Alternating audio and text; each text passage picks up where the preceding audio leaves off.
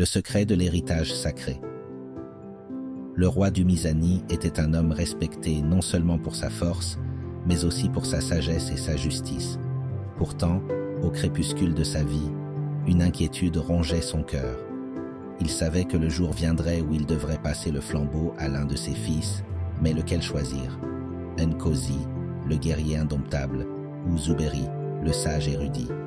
Cette question le hantait, et il savait que sa décision déterminerait non seulement le futur du royaume, mais aussi l'avenir de ses fils. Un soir, alors que la lune pleine brillait haut dans le ciel, le roi convoqua ses fils dans la salle du trône. La lumière des torches dansait sur les murs de pierre, projetant des ombres tremblantes sur les visages des jumeaux. Du Misani les observa un long moment en silence, avant de prendre la parole.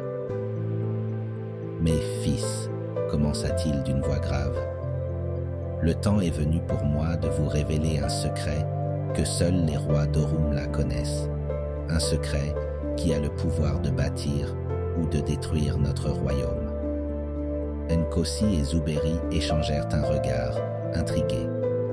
Leur père n'était pas un homme qui parlait à la légère, et ce secret semblait peser lourd sur ses épaules. Il existe, dans les profondeurs de nos terres, une fortune au-delà de tout ce que vous pouvez imaginer, poursuivit du Misani. Un trésor qui a été caché par nos ancêtres pour protéger notre royaume des convoitises du monde extérieur. Cet héritage sacré est la clé de la prospérité d'Orumla, mais il est aussi une malédiction.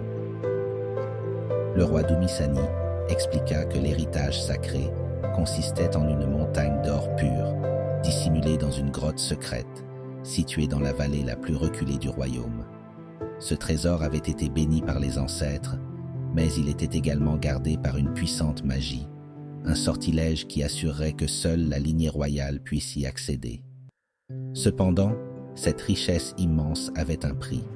Toute tentative d'exploiter ce trésor pour des raisons égoïstes ou personnelles entraînerait la ruine du royaume et la division de son peuple. Les jumeaux écoutèrent en silence, chacun digérant l'information différemment. Nkosi voyait dans ce trésor un moyen de renforcer le royaume, de construire une armée invincible et de protéger Orumla de ses ennemis.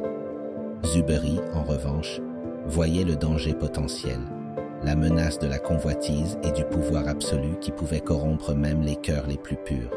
« Père, que devons-nous faire ?» demanda Zuberi, inquiet. Le roi Dumisani soupira profondément. « Vous devez vous unir, mes fils. Seule votre coopération, votre amour fraternel pourra vous guider pour faire le bon usage de cet héritage.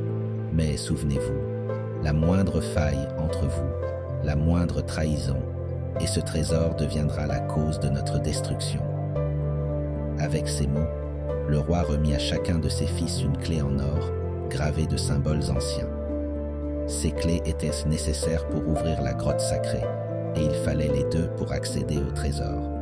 Dumisani espérait que cette responsabilité partagée renforcerait leur lien fraternel, mais au fond de lui, il craignait que cela ne fasse qu'exacerber les tensions latentes entre ses fils.